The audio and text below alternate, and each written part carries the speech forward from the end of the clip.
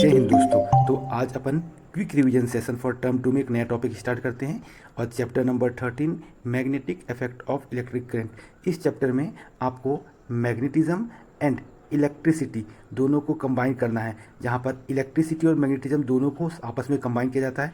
ऐसे ब्रांच को बोलते हैं इलेक्ट्रोमैग्नेटिज्म। तो अपन यहाँ पर देखेंगे magnetic effect of electric current as well as electric effect of magnetism. तो यहाँ पर आपको समझने वाली सबसे पहली बात क्या है, आपको सबसे पहले यहाँ पर एक मैग्नेट के बारे में कंप्लीट नॉलेज होना चाहिए और मैग्नेटिक फील्ड के बारे में। तो ये आपके मोबाइल स्क्रीन में जो डायग्राम दिख रहा है that is known as magnetic compass. Magnetic compass के पास जैसे आप एक बार मैग्नेट को ले जाते हो, you see there is a deflection in bar magnet. Bar magnet का जो निडल है या जो पॉइंटर है वो थोड़ा सा डिफ्लेक्ट करता है आइदर लेफ्ट और राइट। मतलब यहाँ पर नॉर्मल डायरेक्शन इसकी होती है नॉर्थ एंड साउथ।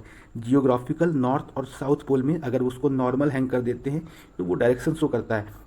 बट जैसे ही आप इसको एक मैग्नेट के पास ले जाते हैं तो आप इसमें डिफ्लेक्शन देखते हैं। From this observation we got it कि मैग्नेटिक कंपास निडल और compass needle itself act as a small bar magnet. This is very important. Please remember, compass needle itself act as a small bar magnet. That's why अगर आप इसके आसपास कोई भी magnet ले जाते हैं तो आप इसमें एक डिफ्लेक्शन देखते हैं। सबसे पहले एक साइंटिस्ट थे जिनका नाम था ऑस्टेड। उन्होंने ही सबसे पहले इलेक्ट्रोमैग्नेटिज्म के बारे में बताया था। अगर एक करंट कैरिंग कंडक्टर के पास अगर हम यहाँ पर मैग्नेटिक कंपास को ले जाते हैं, देन ऑस्टेड ने नोटिस किया था कि there is a small deflection in magnetic compass. Second time में उन्होंने क्या किया था, they reverse the direction of current की डायरेक्शन उन्होंने रिवर्स किया था।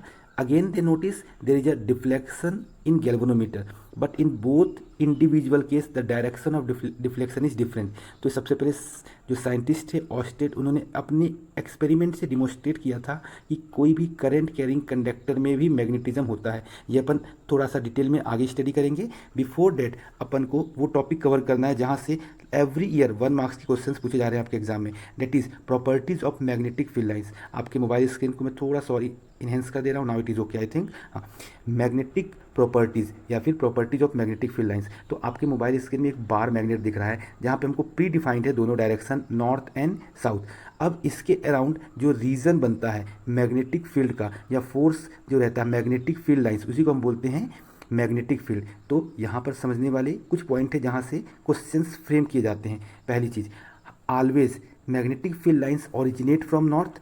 Always magnetic field lines is originate from north and terminate to south. मतलब मैग्नेटिक फील्ड लाइन नॉर्थ से निकलती है और साउथ में जाती है। ये पॉइंट आपको क्लियर हो गया। नाउ अगर आप ध्यान से नोटिस करेंगे, in magnetic field lines it has both direction and magnitude.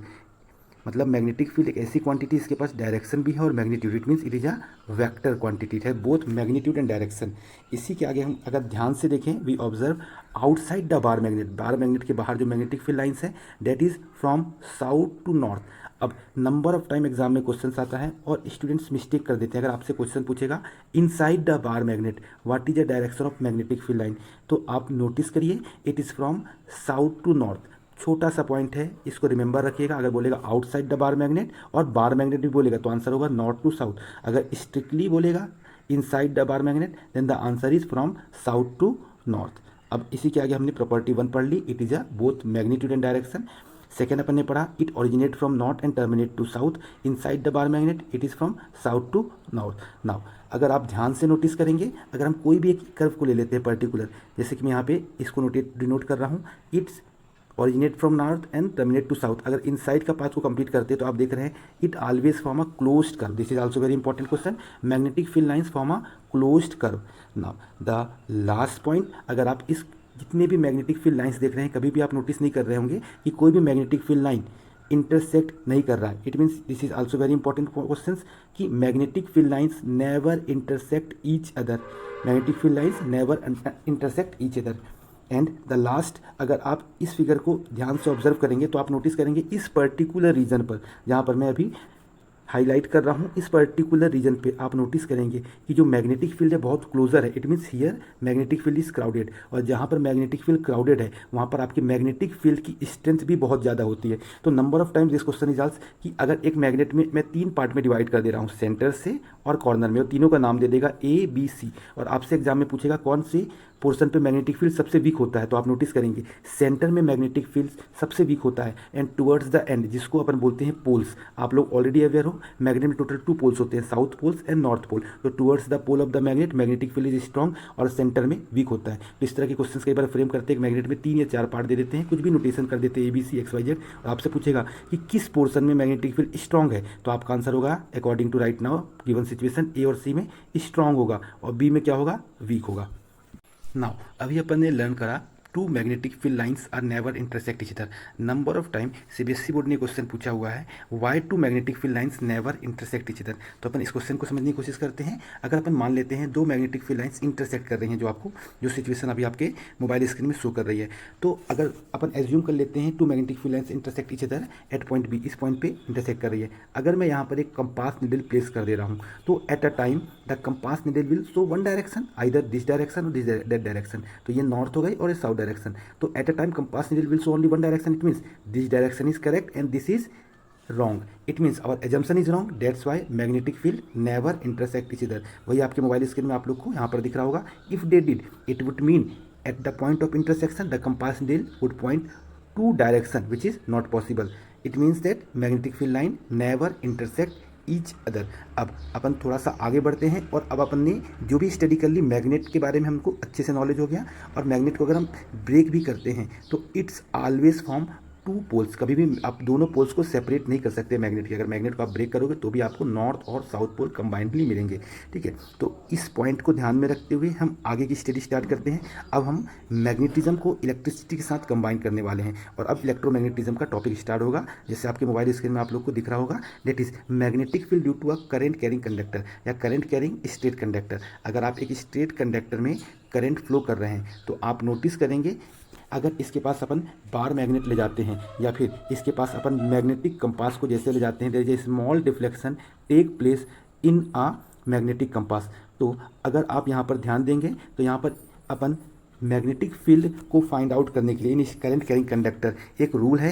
This rule is also important. Sometime exam में आपसे क्वेश्चंस कैसे फ्रेम होते हैं, क्वेश्चन पूछेगा in straight current carrying conductor how magnetic field lines are form and by which rule we use the magnetic field line pattern. तो यहाँ पर आपको समझने वाली बात क्या है, सबसे पहले आपको नॉलेज होना चाहिए what is right hand thumb rule. Right hand thumb rule क्या होता है? Right hand thumb rule simple से एक रूल है। हम आप लोग की मोबाइल स्क्रीन में अगर आपको डायग्राम दिखाई दे रहा है, आई थिंक दोनों डायग्राम मैंने आप लोग के लिए अच्छे से ड्रॉ करे हैं। अभी अपन देखते हैं सिचुएशन नंबर फर्स्ट। यहाँ पर करंट की डायरेक्शन आप देख रहे हैं डाउनवर्ड है, तो आप अपने थंब को करंट के डायरेक्शन में एडजस्ट कर लीजिए और आपके जो बचे हुए 4 फिंगर है उसको आपको बंद करना है, मतलब व्रैप करना है। जिस डायरेक्शन में आप अपने 4 फिंगर को व्रैप करेंगे वही डायरेक्शन होगी आपकी direction of magnetic field line. तो यहाँ पर अगर आप ऑब्जर्व करें तो ये कैसा मूव कर रहा है, क्लॉकवाइज डायरेक्शन में। Now we move on the case number 2, just opposite है। अगर आप ध्यान से देखेंगे स्टूडेंट्स यहाँ पर, तो करंट इस डायरेक्शन में अपवर्ड मूव कर रहा है। तो थंब को आप अपसाइड रखेंगे और अपने 4 फिंगर को जैसे व्रैप करेंगे तो यहाँ पर आप ऑब्जर्व करेंगे it move anti clockwise direction. यहाँ पर आपकी कैसा मैग्नेटिक फील्ड लाइन बन रही है, एंटी क्लॉकवाइज डायरेक्शन। अब अपन ने राइट हैंड थंब रूल समझ लिया है, but please remember some time in exam right hand thumb rule को कंफ्यूज करने के लिए आपको एक सेकेंड नोटेशन यूज़ करते हैं, that is Maxwell corkscrew rule. Both the rules is almost same, तो आपको कंफ्यूज नहीं होना है। अगर आपसे पूछेगा मैक्सवेल कॉर्क स्क्रू रूल या फिर राइट हैंड थंब रूल, दोनों में सेम स्टेटमेंट ही लिखना है आपको अकॉर्डिंग टू क्लास 10 सिलेबस। यहाँ पर कॉर्क स्क्रू रूल का थोड़ा सा कॉन्सेप्ट अलग है, लेकिन आपकी NCERT बुक में छोटा सा पॉइंट गिवन है तो मैंने आप लोग को बता दिया। मैक्सवेल कॉर्क स्क्रू रूल भी almost similar to right hand thumb rule. दोनों स्ट्रेट करंट कैरिंग कंडक्टर में मैग्नेटिक फील्ड की डायरेक्शन फाइंड आउट करने के लिए यूज़ होते हैं। नाउ अपन डिमोस्ट्रेट करते हैं कि in current situation straight current carrying conductor में मैग्नेटिक फील्ड लाइन कैसे बनती है। तो आपके मोबाइल में अभी ये स्ट्रेट करंट कैरिंग कंडक्टर, इसमें करंट कहाँ जा रहा है, डाउनवर्ड जा रहा है, मतलब ये वाली सिचुएशन है। तो यहाँ पर ऑलरेडी मैंने आप लोग को भी right hand thumb rule apply करके बता दिया, करंट कैसा मूव कर रहा है, क्लॉकवाइज डायरेक्शन में। तो आप देखेंगे स्ट्रेट करंट कैरिंग कंडक्टर के अक्रॉस अगर करंट डाउनवर्ड मूव कर रहा है तो मैग्नेटिक फील्ड की लाइन कैसे बन रही है, कैसे बन रही है, क्लोज्ड कर बनता है। मतलब यहाँ पे क्लोज्ड अपन का कैसा बनेगा, एक सर्किल बनेगा और जैसे अपन मूव करेंगे ये सर्किल आगे आगे बढ़ता जाएगा। मतलब अगर एक सेंटर को लेकर नंबर ऑफ सर्किल ड्रॉ करते हैं इसको अपन बोलते हैं concentric circle. It is known as concentric circle. तो यहाँ पर अपन ऑब्जर्व करेंगे यहाँ पे मैग्नेटिक फील्ड लाइन कैसे बन रही है, आपकी कॉन्सेंट्रिक सर्किल बनेगा। और कॉन्सेंट्रिक सर्किल का पैटर्न कैसा रहेगा, जैसे हम मूव करते जाएंगे आपका सर्किल का जो रेडियस है वो इंक्रीज होता जाएगा, जैसा कि आपको यहाँ पे इस फिगर में दिख रहा है। तो यहाँ से ऑब्जर्व करने वाली बात क्या है कि जैसे हम करंट कैरिंग कंडक्टर के पास जाएंगे अपना मैग्नेटिक फील्ड स्ट्रांग होता है, या फिर हम इसको ऐसे भी समझ सकते हैं as we move far from current carrying conductor आपका मैग्नेटिक फील्ड वीक होता जाता है। नाउ अभी अपन ने प्रीवियस टॉपिक में कवर किया था magnetic field due to straight carrying conductor. अगर मैं इस वायर को थोड़ा सा बेंड कर देता हूँ तो जो वायर का शेप बनेगा या तो हम इसको लूप बोल सकते हैं या फिर सर्कुलर वायर या फिर रिंग। तो अब अपन इस केस में देखते हैं मैग्नेटिक फील्ड लाइन कैसे बिहेव करती है। अगेन यहाँ पे भी हमको सेम रूल यूज़ करना पड़ेगा, that is right hand thumb rule. Right hand thumb rule को अपन अप्लाई करते हैं और अगर मैं इसको प्रॉपर पोटेंशियल या प्रॉपर बाइसिंग कर देता हूँ, मतलब बैटरी के थ्रू जोड़ देता हूँ, तो यहाँ पे करंट फ्लो होने लगेगा। Let we assume the current की डायरेक्शन यहाँ से आई स्टार्ट होगी और यहाँ से करंट आपका आउटवर्ड निकल जाएगा। तो आप नोटिस करेंगे यहाँ पर इस पॉइंट पे अपन रूल अप्लाई करते हैं। अगर करंट अपवर्ड जा रहा है तो अपन को कैसे ऑलरेडी पता है, it moves anti clockwise direction, और ये कैसा निकलेगा, in the form of concentric circle. It means magnetic field lines is in the form of concentric circle. उसी तरीके से अगर ये आपको जो येलो कलर का दिखाई दे रहा है, इसको मैं कार्डबोर्ड मान लिया हूँ फॉर योर बेटर अंडरस्टैंडिंग के लिए, ताकि इस पर मैग्नेटिक फील्ड लाइन बनाऊँ तो आपको समझ में आ जाए। और यहाँ पर आप देख रहे हैं डायरेक्शन कैसा है, डाउनवर्ड। तो अगर यहाँ पर ये एंटी क्लॉकवाइज बन रहा है, इट मीन्स दैट यहाँ पर आपको फील्ड लाइन कैसे बनेगा, यहाँ पे फील्ड लाइन आपका क्लॉकवाइज बनेगा। अब यहाँ पर समझने वाली बात क्या है कि यहाँ पर अगर जो मैग्नेटिक फील्ड लाइन बन रहा है is in the form of concentric circle, और यहाँ से आपका वायर से करंट ऊपर की तरफ जा रहा है, और यही जो लूप है यहाँ से वायर इनसाइड जा रहा है, inside the cardboard, inside the table, what ever the situation. तो आप यहाँ पर देखेंगे जो मैग्नेटिक फील्ड लाइन कैसे बन रही है, that is also in the form of concentric circle. तो जब दोनों कॉन्सेंट्रिक सर्किल आपस में पास में जाएंगी तो दोनों एक दूसरे को रिपल करेंगी। इसी वजह से सेंटर पे आप देखते हैं इट बिकम स्ट्रेट लाइन। तो अभी अपन ने ऑब्जर्व किया, अगर हम सर्कुलर क्वाइल के around magnetic field line draw करते हैं तो ये कॉन्सेंट्रिक सर्किल के रूप में होता है, लेकिन जैसे हम इसके सेंटर की तरफ जाते हैं इट बिकम स्ट्रेट, ये कैसा हो जाता है, स्ट्रेट लाइन हो जाता है। तो इसी कॉन्सेप्ट का यूज़ करते हुए अगर हमारे पास एक सर्कुलर क्वाइल है, इसके नियर बाय एक और सर्कुलर क्वाइल, उसके नियर बाय एक और सर्कुलर क्वाइल, इस तरह से नंबर ऑफ सर्कुलर क्वाइल को अगर आप प्लेस कर देते हो तो जो फिगर ऑब्टेन होता है इसको हम बोलते हैं सोलोनाइड। बस कंडीशन क्या रहेगी, बाय टेकिंग सिंगल वायर। अगर आप एक सिंगल वायर का यूज़ करते हैं, नंबर ऑफ सर्कुलर क्वाइल को या सर्कुलर टर्न जनरेट कर लेते हैं, तो इस तरह का जो स्ट्रक्चर बनता है इसको सोलोनाइड बनते हैं। तो प्रीवियस कॉन्सेप्ट का यूज़ करते हुए हम नेक्स्ट टॉपिक पे जा रहे हैं, दैट इज सोलोनाइड। यहाँ पर क्या करना है, coil of many circular turn off insulated copper wire is wrapped closely in the shape of cylinder. तो जो फिगर ऑब्टेन होता है हम उसको बोलते हैं हेलिक्स शेप का जो स्ट्रक्चर है, सिलेंड्रिकल शेप का जो स्ट्रक्चर फॉर्म होता है, इसी फिगर को हम बोलते हैं सोलोनाइड। और ये टॉपिक यहाँ पर क्यों इसके बाद रखा गया, that is also very important, please try to understand. अभी हमने नोटिस करा था अगर कोई भी सर्कुलर क्वाइल है तो सर्कुलर क्वाइल के इनसाइड, मतलब सर्कुलर क्वाइल के अंदर हमने ऑब्जर्व किया कि मैग्नेटिक फील्ड लाइन क्या होता है, बिल्कुल सेंटर पे स्ट्रेट लाइन हो जाता है। इसी तरीके से इंडिविजुअल जितने भी सर्कुलर क्वाइल उसके अंदर मैग्नेटिक फील्ड लाइन क्या हो जाएगा, स्ट्रेट। और ये एक डायरेक्शन नहीं फ्लो हो रहा है तो ये आपस में क्या करेगा, मैग्नेटिक फील्ड लाइंस एक दूसरे को कैरी फॉरवर्ड करेगा। तो आप नोटिस करेंगे inside the solenoid magnetic field line कैसे होती है, पैरेलल एंड स्ट्रेट लाइन। और ये बहुत इंपॉर्टेंट पॉइंट है, हमेशा ध्यान रखना, नंबर ऑफ टाइम ये क्वेश्चन पूछा गया है कि inside the solenoid magnetic field lines कैसी होती हैं, पैरेलल स्ट्रेट लाइन। और इस तरह के मैग्नेटिक फील्ड को बोलते हैं अपन यूनिफॉर्म मैग्नेटिक फील्ड। इस तरह का जो मैग्नेटिक फील्ड फॉर्म होता है it is also known as uniform magnetic field. ये आप लोग के बॉटम फिगर में यहाँ पे दिखाई दे रहा होगा, अगर कभी भी पैरेलल स्ट्रेट लाइन बन जाए इसको बोलेंगे यूनिफॉर्म मैग्नेटिक फील्ड, और अगर ये पैरेलल ना हो तो it is non uniform magnetic field. अब जो सेकंड क्वेश्चन जो आपके एग्जाम में पूछे जाते हैं कि similarities between magnetic field formed by solenoid and bar magnet. Bar magnet से जो मैग्नेटिक फील्ड बनता है और सोलोनाइड के जो मैग्नेटिक फील्ड बनता है वो आपस में सिमिलर होता है कि नहीं होता है। तो अपन सेकंड टॉपिक इस टॉपिक को भी कवर कर ले रहे हैं। इस तरह के क्वेश्चंस थोड़े से लेंदी आते हैं 3 मार्क्स के आसपास, तो यहाँ पर अपन समझते हैं। अगर यहाँ पे मैंने एक बार मैग्नेट प्लेस कर दिया, change the colour for your better understanding, static red colour. तो यहाँ पर अगर मैं आपका एक बार मैग्नेट ड्रॉ कर दे रहा हूँ, तो बार मैग्नेट से आप ऑलरेडी फैमिलियर हो, तो बार मैग्नेट के अक्रॉस आपके क्या होते हैं, 2 पोल्स होते हैं, नॉर्थ एंड साउथ। और अगर आप नोटिस करें तो it's originate from north and terminate to south, it originate from north and terminate to south. तो आप नोटिस कर रहे हैं कि बार मैग्नेट के अक्रॉस जो मैग्नेटिक फील्ड लाइंस बन रहा है और सोलोनाइड के अक्रॉस जो मैग्नेटिक फील्ड लाइंस बन रही है, बोथ आर सिमिलर। बस यहाँ पर आप इसका रिप्लाई कर सकते हो, yes magnetic field form by solenoid is similar to bar magnet. बस यहाँ पर नोटिस करने वाली बात क्या है, दिस इज वेरी इंपॉर्टेंट। यहाँ पर बार मैग्नेट या परमानेंट मैग्नेट में यू कैन नॉट चेंज और इंटरचेंज द पोल। जो पोल साउथ है वो हमेशा साउथ रहेगा और जो नॉर्थ पोल है वो हमेशा नॉर्थ रहेगा। But in the case of solenoid by changing the polarity of battery, battery के पॉजिटिव टर्मिनल को नेगेटिव और नेगेटिव टर्मिनल को पॉजिटिव करने पे आप इनके पोल्स को भी इंटरचेंज कर सकते हैं। ये है major difference between solenoid and a bar magnet. Now अभी अपन ने सोलोनाइड टॉपिक ऑलरेडी कवर कर लिया है। इसी टॉपिक से साथ हम एक छोटा सा टॉपिक और कवर कर सकते हैं, काफ़ी इजी टॉपिक, आप लोग को आसानी समझ में आ जाएगा, दैट इज इलेक्ट्रोमैग्नेट।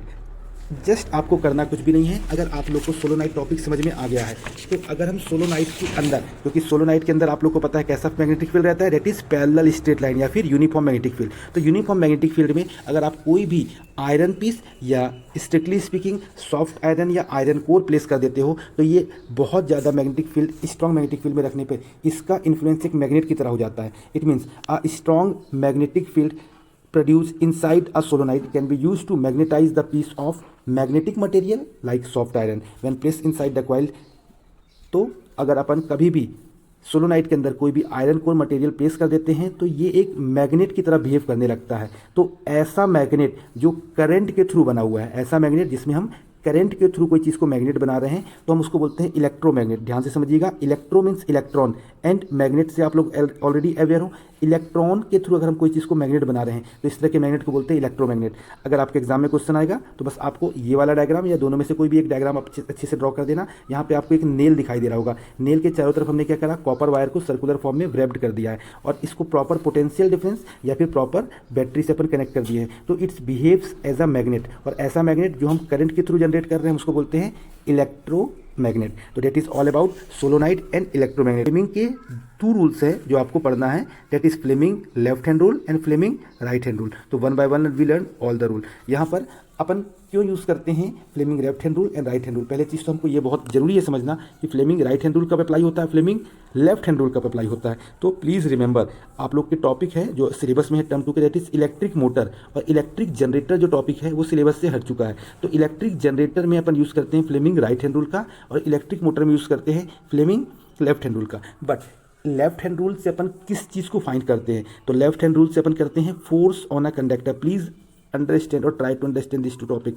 क्योंकि एग्जाम में कंफ्यूजन होता है। अगर आपसे बोलेगा Fleming left hand rule to find the direction of force, अगर बोलेगा फ्लेमिंग राइट हैंड रूल तो to find the direction of induced current, to find the direction of induced current. It we going to learn Fleming left hand rule. What is Fleming left hand rule? आप लोग के mobile screen में already एक figure दिखाई दे रहा होगा। तो आपको करना कुछ भी नहीं है, आपको अपने हैंड्स के, कौन से हैंड के, लेफ्ट हैंड के फिंगर को एडजस्ट करना है जिस कंडीशन में आपका थंब, आपका मिडिल फिंगर और आपका 4 फिंगर ये तीनों आपस में म्यूचुअली परपेंडिकुलर होना चाहिए। तो अगर ये 90 डिग्री बन रहा है, जो थर्ड फिंगर है ये इन दोनों के परपेंडिकुलर होगा। मतलब stretch your thumb, 4 finger and middle finger mutually perpendicular to each other. अब यहाँ पर समझने वाली बात क्या है, अभी मैंने आपको बताया फ्लेमिंग लेफ्ट हैंड रूल, तो आपको मैंने ऑलरेडी बताया था to find the direction of force. तो आपको force on a conductor find करना रहता है। तो आपको 2 डायरेक्शन गिवन रहेगी, that is direction of magnetic field and direction of current. It means that your 4 finger और first finger will show the direction of magnetic field, second finger will show the direction of current. आप जैसे 2 finger को adjust करोगे, जिस direction में आपका thumb जाएगा that is the direction of force of conductor. अब यहाँ पर ये सारी बातें तो ठीक है, लेकिन एग्जाम के लिए हम इसको कैसे याद करें, तो इसके लिए एक छोटी सी ट्रिक मैं आप लोग को बता देता हूँ, दैट इज FMC। ठीक है, तो आपके घर में सबसे छोटे आप हो तो आप हो जाओगे चिल्ड्रन, फिर आपके बाद मदर और उसके बाद फादर। तो अगर आपको मान लो एक स्कूटी खरीदनी है तो अगर आप डायरेक्ट फादर के पास अप्रोच करोगे तो आपको स्कूटी नहीं मिलेगी। तो children first approaches to mother, children को स्कूटी चाहिए तो पहले मम्मी को बताएगा, फिर मम्मी पापा को बताएगी, तो आपको स्कूटी बहुत आसानी से मिल जाएगी। तो ये छोटी सी ट्रिक है याद करने के लिए, याद रखना। जो इलेक्ट्रिक मोटर से आप लोग ऑलरेडी फैमिलियर होंगे। इलेक्ट्रिक मोटर हमारे घर में डेली यूज़ करते हैं। ऑलमोस्ट बहुत सारे अप्लाइंसेस हैं, जैसे mixer, fan, refrigerator, cooler, washing machine, MP3 player, computer, ये सारी जगह अपन कहीं ना कहीं इलेक्ट्रिक मोटर का यूज़ करते हैं। तो इलेक्ट्रिक मोटर में आपको पता है कोई भी चीज़ को रोटेट कराने के लिए काम आता है। तो अपन यहाँ से समझ सकते हैं इन electric motor electrical energy is used in mechanical energy और रोटेशनल एनर्जी। तो अपन देखते हैं इसका कंस्ट्रक्शन एंड वर्किंग और क्या क्वेश्चंस एग्जाम में लगातार पूछे हैं। सबसे पहले अपन यहाँ देखते हैं प्रिंसिपल क्या होता है इलेक्ट्रिक मोटर। तो यहाँ पर प्रिंसिपल ऑफ इलेक्ट्रिक मोटर होगा, अगर करंट जो आप देख रहे हैं इस कॉइल में जा रहा है और मैग्नेटिक फील्ड ये दोनों अगर आपस में परपेंडिकुलर होगा तो यहाँ पर एक फोर्स एक्सपीरियंस होता है और उसी फोर्स की वजह से इलेक्ट्रिक मोटर क्या होता है, रोटेट करता है। तो magnetic effect of electric current, यहाँ पर अपन करंट और मैग्नेटिक फील्ड आपस में म्यूचुअली परपेंडिकुलर होगा तो एक फोर्स एक्सपीरियंस होता है, that is the principle of electric motor. अब इसके कंस्ट्रक्शन में देखते हैं क्या क्या चीज़ें रिक्वायरमेंट होती हैं और क्या क्या होता है। जो आप लोग को यहाँ पर इस तरह का फिगर दिख रहा है इसको बोलते हैं आर्मेचर, और it is armature rectangular coil ABCD। तो ये आर्मेचर है, that is insulated copper wire रहता है।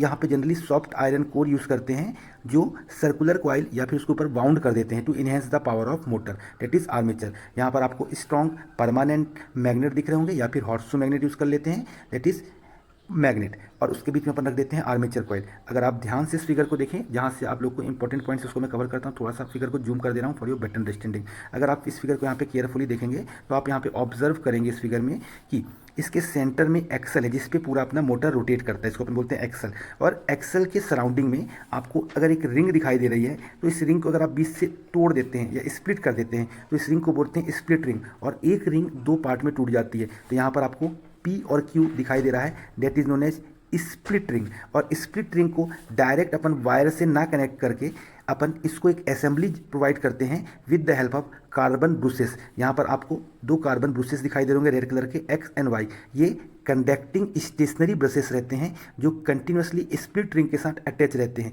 तो जो भी वियर एंड टीयर होने वाला है वो कंडक्टिंग स्टेशनरी ब्रशेस पे होता है, तो हमारी स्प्लिट रिंग और एक्सल सेफ रहता है। और इसके अराउंड हमारा ऐसा स्ट्रक्चर रहता है कि पूरा हमारा आर्मेचर कॉइल ABCD इसके अराउंड मूव करता रहता है। तो अपन ने शॉर्ट में क्या क्या चीज़ें समझ ली, यहाँ पर मैं थोड़ा सा फिगर मिनिमाइज कर दे रहा हूँ, now it is much better. तो अपन ने यहाँ पर पूरे असेंबली को समझते हुए अपन ने क्या क्या नोट कर लिया। यहाँ पर अपन ने देखा आर्मेचर ABCD था, उसके बाद फील्ड मैग्नेट में अपन यहाँ पर मैग्नेट रखे थे नॉर्थ साउथ, उसके बीच में आर्मेचर कॉइल रखा था। स्प्लिट रिंग, यहाँ पे मैंने आपको बताया दो चीज़ें होती है, कंफ्यूज मत होइएगा। एक होती है स्लिप रिंग जो अपन जनरेटर में यूज़ करते हैं, तो वो सिलेबस से डिलीट है तो कोई प्रॉब्लम नहीं। यहाँ पर अपन यूज़ करते हैं स्प्लिट रिंग, और उसके बाद conducting carbon brushes, stationary carbon brushes. अब अपन मूव करते हैं working of electric motor. Electric motor कैसे वर्क करता है मैं कोशिश करूँगा इसी फिगर में आप लोग को समझाऊँ। अब देखिए, जैसे यहाँ से आप एक्सटर्नली यहाँ से अपन क्या करेंगे, with the help of wire इसको प्रॉपर पोटेंशियल डिफरेंस देंगे, तो current start moving from A to B, and ये करंट आगे मूव करेगा और यहाँ पे C to D, अगेन ये यहाँ पहुँचेगा और ये पाथ क्लोज जाएगा। और जैसे एक बार पाथ क्लोज होगा तो आपको पता है कंटिन्यूस एंड क्लोज पाथ में क्या होता है, करंट फ्लो होता है। तो यहाँ पर ये जो आर्म है AB, यहाँ पर करंट की डायरेक्शन होगी A to B, और आर्म CD में करंट की डायरेक्शन होगी C to D। तो आप नोटिस करेंगे आर्म AB और CD में करंट की डायरेक्शन अपोजिट होगी। अब यहाँ पे अपन ने जो अभी जस्ट प्रीवियस लर्न करा था फ्लेमिंग लेफ्ट हैंड रूल, तो यहाँ पर अपने पास दोनों चीज़ें गिवन है। यहाँ से अपन को मैग्नेटिक फील्ड मिल रहा है, यहाँ पे अपन को मैग्नेटिक फील्ड मिल रहा है, और यहाँ पे अपन को करंट मिल रहा है। तो अगर ये 90 डिग्री है तो यहाँ पे एक फोर्स एक्सपीरियंस होगा by finding Fleming left hand rule.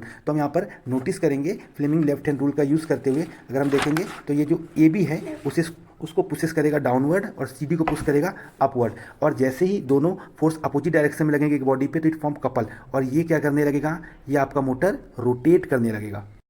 तो आपने नोटिस करा by using Fleming left hand rule, हमने जैसे Fleming left hand rule use किया तो हमने देखा कि दोनों फोर्स अपोजिट डायरेक्शन में आर्मेचर में लग रहे हैं। इसी वजह से क्या हो रहा है, हमारा जो आर्मेचर कॉइल है it start become rotating from axle से वो रोटेट करना स्टार्ट करेगा either clockwise and anti clockwise, it depend upon the direction of the current. तो इस पर्टिकुलर सिचुएशन में हमारा जो मोटर है वो एंटी क्लॉकवाइज रोटेट करेगा। तो यहाँ पर समझने वाली बात क्या है, यहाँ पर जो स्प्लिट रिंग लगा हुआ है तो every half rotation it means first direction रहेगी आपकी ABCD, और उसके बाद आप देखेंगे DCBA। तो एवरी हाफ रोटेशन के बाद ये क्या कर रहा है, करंट की डायरेक्शन को रिवर्स कर दे रहा है, जो ऑलरेडी मैंने यहाँ पे येलो कलर से आप लोग के लिए टिक करा है। यहाँ से नंबर ऑफ टाइम्स क्वेश्चंस आते हैं, प्लीज़ रिमेंबर, यहाँ से आपको सीधे से वो समझना बहुत ज़्यादा इंपॉर्टेंट है। तो यहाँ पर स्प्लिट रिंग का फंक्शन क्या है, स्प्लिट रिंग क्यों यूज़ करते हैं, तो split ring reverse the direction of current after half rotation. ये करंट की डायरेक्शन को रिवर्स कर देता है और कंटिन्यूसली पाथ देता है रोटेट करने के लिए आइदर क्लॉकवाइज और एंटी क्लॉकवाइज। तो ऐसा डिवाइस जो करंट की डायरेक्शन को रिवर्स करता है उसको हम बोलते हैं commutator. Please remember this word, कई बार एग्जाम में क्वेश्चन पूछते हैं व्हाट इज कम्यूटेटर, या आपसे क्वेश्चन पूछेगा in electric motor split ring will act as a, तो आंसर होगा कम्यूटेटर। छोटी सी बात है, reverse the direction of current. Electromagnetic induction, previous method में हमने देखा हम करंट प्रोवाइड कर रहे थे और कन्वर्ट इनटू मैकेनिकल एनर्जी, मतलब वहाँ पर इलेक्ट्रिक फील्ड और करंट आपस में म्यूचुअली परपेंडिकुलर था, फोर्स एक्सपीरियंस हो रहा था। इसी की रिवर्स प्रोसेस है, अगर हम मैग्नेटिज्म से करंट प्रोड्यूस कर सकें। तो ये काम किया था माइकल फेराडे ने, और उन्होंने एक लॉ दिया था जिसको अपन बोलते हैं इलेक्ट्रोमैग्नेटिक इंडक्शन। तो यहाँ पर हम इलेक्ट्रिक जनरेशन को जो इन्वेंशन कर पाए थे इनकी वजह से, दैट इज इलेक्ट्रोमैग्नेटिक इंडक्शन। तो what is electromagnetic induction, the process by which changing magnetic field in a conductor induced a current in another conductor is called electromagnetic induction. तो इस छोटे से टॉपिक को समझने के लिए आपके सामने एक प्रैक्टिकल डिमॉन्स्ट्रेशन है, जिस एक्टिविटी को अपन समझेंगे तो आसानी से आपको समझ में आ जाएगा। तो बिफोर स्टार्टिंग दिस एक्टिविटी आप लोग को एक डिवाइस के बारे में और थोड़ा सा इंट्रोड्यूस कर रहा हूँ। आप लोग ने एमीटर जानते हैं, आप लोग वोल्ट मीटर से फैमिलियर हैं। अब एक नया डिवाइस पढ़ने वाले हैं जिसको अपन बोलते हैं गैल्वेनोमीटर। तो galvanometer is also use to measure current, इससे भी हम स्मॉल वैल्यू के करंट को मेजर कर लेते हैं। But the beauty of this device, it device is use to find the direction of current apart from value of small current, ये current की डायरेक्शन भी बताता है। तो यहाँ पर समझने वाली बात क्या है, अगर आप इस फिगर को केयरफुली देखेंगे तो जनरली आप कोई भी डिवाइस को देखते हैं या कोई भी मीटर को देखते हैं तो उसके लेफ्ट हैंड साइड में आपको यहाँ पे 0 पॉइंटर मिलता है। इट मीन्स अगर वो वर्क नहीं कर रहा है तो उसका जो पॉइंटर या पाइवॉट है वो लेफ्ट हैंड साइड में होगा। लेकिन इस डिवाइस की ब्यूटी क्या है, अगर करंट फ्लो नहीं हो रहा है, it means at null point जब करंट 0 होता है तब ये पॉइंटर बिल्कुल सेंटर में होता है। नंबर ऑफ टाइम इस तरह के क्वेश्चन आ जाते हैं, कंफ्यूज मत होइएगा। अगर गैल्वेनोमीटर सेंटर पे उसका नीडल पॉइंट कर रहा है तो नल डिफ्लेक्शन है, या फिर हम बोल सकते हैं यहाँ पर करंट की वैल्यू क्या है, 0 है। अब ये गैल्वेनोमीटर आइडर लेफ्ट मूव करेगा या फिर राइट मूव करेगा, जिस डायरेक्शन में गैल्वेनोमीटर मूव करेगा उधर करंट की डायरेक्शन हो जाएगी। और जो भी वैल्यू यहाँ पर इंडिकेट करेगा that is the value measured by galvanometer. Generally, this device is used to measure a small value of current along with its direction depend upon the movement of the pivot और pointer. अब आप लोगों ने galvanometer समझ लिया। अगर galvanometer में deflection हो रहा है इट मीन्स यहाँ पर करंट कुछ ना कुछ फ्लो हो रहा है। तो अब इस एक्सपेरिमेंट को डिमोन्स्ट्रेट करना स्टार्ट करते हैं। अब एक्टिविटी आप लोग समझ सकते हो, मैं थोड़ा सा फिगर और बड़ा कर दिया हूँ फॉर योर बेटर अंडरस्टैंडिंग। तो आप लोग देख रहे हैं यहाँ पर मैंने एक कॉइल ले ली जो सोलोनाइट के फॉर्म में या सर्कुलर फॉर्म में है, और इसके दोनों टर्मिनल को without providing any external connection with the help of potential difference या बैटरी, बिना कोई बैटरी जोड़े इसके दोनों टर्मिनल को मैंने गैल्वेनोमीटर से अटैच कर दिया है। अब अगर यहाँ पर मैं एक बार मैग्नेट को दूर में रख देता हूँ या स्टैटिक पोजीशन में रख देता हूँ, मतलब स्टेशनरी रख देता हूँ, तो आप गैल्वेनोमीटर का पॉइंटर देखेंगे बिल्कुल सेंटर में रहेगा। मतलब यहाँ पर करंट क्या होगा, 0 फ्लो हो रहा है। लेकिन जैसे ही आप इस बार मैग्नेट को मूव करना स्टार्ट करते हैं इनसाइड द सोलोनाइट, जैसे ही आप इसको सोलोनाइट के अंदर टू एंड फ्रो मोशन, मतलब जैसे ही आप इसको सोलोनाइट के अंदर डालेंगे और बाहर निकालेंगे तो आप यहाँ पर नोटिस करेंगे गैल्वेनोमीटर में डिफ्लेक्शन स्टार्ट हो जाएगा। अब जितना तेज आप इस बार मैग्नेट को मूव करेंगे उतना ही ज़्यादा आपका करंट यहाँ पर प्रोड्यूस होगा। तो ऐसा करंट जो मैग्नेटिज्म की वजह से प्रोड्यूस हो रहा है उसी को हम बोलते हैं इलेक्ट्रोमैग्नेटिक इंडक्शन। और ये अपन कैसे कर रहे हैं, with relative motion of bar magnet और कॉइल। या तो आप इस कॉइल को मूव करके मैग्नेट के पास ले जाइए या फिर इस मैग्नेट को मूव करके कॉइल पे ले जाइए। तो दोनों ही मेथड में, दोनों ही एक्टिविटी में आप ऑब्जर्व करेंगे there is a small deflection in galvanometer. और ऐसा करंट जो गैल्वेनोमीटर में प्रोड्यूस हो रहा है by relative motion, such kind of current is known as induced current. Now we move on activity 2. Activity 1 में हमने क्या करा था, एक कॉइल के पास एक मैग्नेट को रिलेटिव मोशन या फिर मूव किया था। सेकंड एक्टिविटी में थोड़ा सा माइनर चेंज करेंगे। दोनों एक्टिविटी बहुत इंपॉर्टेंट है, इसको समझने की कोशिश करिएगा आप। हमने क्या करा, जो दूसरा बार मैग्नेट था जिसको हम उसके पास कॉइल के पास रिलेटिव मोशन लाए थे उसको रिप्लेस करके हमने यहाँ पर एक करंट कैरिंग कॉइल और रख दी और दोनों को आपस में कनेक्ट कर दिया। बस यहाँ पर समझने वाली बात क्या है कि जो सेकेंड कॉइल थी आपकी, है ना, उस कॉइल के पास हमने क्या करा है, यहाँ पर फिगर थोड़ा सा इनहेंस कर दिया आप लोग के लिए। जो आपका कॉइल 1 है यहाँ पर देखिए आपने एक प्रॉपर बैटरी से कनेक्ट कर दिया है और कॉइल 2 को आपने गैल्वेनोमीटर से कनेक्ट कर दिया। यहाँ पर बार मैग्नेट यूज़ नहीं करके हमने क्या करा, 2 कॉइल ली, दोनों को, एक को हमने बैटरी से प्रॉपर पोटेंशियल डिफरेंस प्रोवाइड किया, दूसरे को गैल्वेनोमीटर से अटैच कर दिया। अब यहाँ पर जो बेसिक्स कॉन्सेप्ट हैं वो अपन समझते हैं। जिस कॉइल को आप बैटरी से प्रोवाइड करते हैं या फिर सेल प्रोवाइड करते हैं या फिर इलेक्ट्रिक पोटेंशियल डिफरेंस देते हैं उसको हम बोलते हैं कॉइल 1, और जिस कॉइल में आप गैल्वेनोमीटर जोड़ते हैं उसको बोलते हैं कॉइल नंबर 2। तो coil 1 is known as primary coil, coil 2 is known as secondary coil. अब यहाँ पर समझने वाली बात क्या है, अगर आप बॉटम में देखिए दोनों फिगर को मैं थोड़ा सा चेंज करा हूँ ताकि आप लोग के कॉन्सेप्ट थोड़े से अच्छे हो सकें। अब इस फिगर में नोटिस करिएगा यहाँ पर मैंने इसको गैल्वेनोमीटर से जोड़ दिया है और यहाँ पर बैटरी प्रोवाइड करी है। तो आप जेन्युइनली इस बात को समझिए, जहाँ पर आपको गैल्वेनोमीटर दिखेगा दैट इज सेकेंडरी कॉइल और जहाँ पर आपको बैटरी दिखेगी दैट इज प्राइमरी कॉइल और कॉइल नंबर 1 सेम। अगर मैं इसको थोड़ा सा शेप चेंज भी कर दिया, बस आपको समझना क्या है, जहाँ पर आपको प्रॉपर बैटरी या पोटेंशियल डिफरेंस दिख रहा है उसको हम बोलेंगे प्राइमरी कॉइल या फिर कॉइल नंबर 1, और जहाँ पर आपको गैल्वेनोमीटर दिख रहा है that is coil number 2। I think अब आप लोग को समझ में आ जाएगा कि how can we pick up primary coil and secondary coil. अब अपन मूव करते हैं एक्टिविटी में कि एक्टिविटी आप लोग को क्या एक्सप्लेन करने वाली है। तो इस एक्टिविटी में अपन नोटिस करेंगे जैसे ही हम यहाँ पर इस की को ऑन करते हैं तो इसमें करंट फ्लो होना स्टार्ट हो जाएगा। जैसे यहाँ पे करंट फ्लो होना स्टार्ट होगा तो यहाँ पर मैग्नेटिक फील्ड लाइंस चेंज होंगी, और जब भी यहाँ पर मैग्नेटिक फील्ड लाइंस चेंज होंगी strictly speaking it is known as flux. लेकिन whenever there is a change in magnetic field the current is induced in another coil. तो इस चेंज इन मैग्नेटिक फील्ड की की वजह से जो coil 2 है उसमें आप थोड़ा सा डिफ्लेक्शन देखेंगे। इसके जो गैल्वेनोमीटर है वहाँ पे थोड़ा सा डिफ्लेक्शन होगा, और ये डिफ्लेक्शन हमेशा नहीं होगा, at the starting and stopping, मतलब कि आप इसको स्टेडी स्टेट में देखेंगे। जब इसको ऑन करेंगे तब यहाँ पे डिफ्लेक्शन होगा, और जब इसको आप टर्न ऑफ करेंगे फिर डिफ्लेक्शन होगा। ये हर वक्त नहीं होगा, एट द स्टार्टिंग और स्टॉपिंग टाइप आप यहाँ पे डिफ्लेक्शन नोटिस करते हैं। तो यहाँ से इस बात का डिमोन्स्ट्रेशन हो गया कि करंट यहाँ पर इंड्यूस्ड होता है। तो डेट इज़ टू एक्टिविटी, दोनों एक्टिविटी को आप ध्यान से समझ लीजिएगा। अब अभी अपन ने नोटिस किया कि जो ये करंट इंड्यूस्ड हो रहा है इसको किस रूल से फाइंड आउट करते हैं। ऑलरेडी सिलेबस में इलेक्ट्रिक जनरेटर चैप्टर डिलीटेड है, तो बस ये आपका लास्ट टॉपिक रहेगा, that is Fleming right hand rule.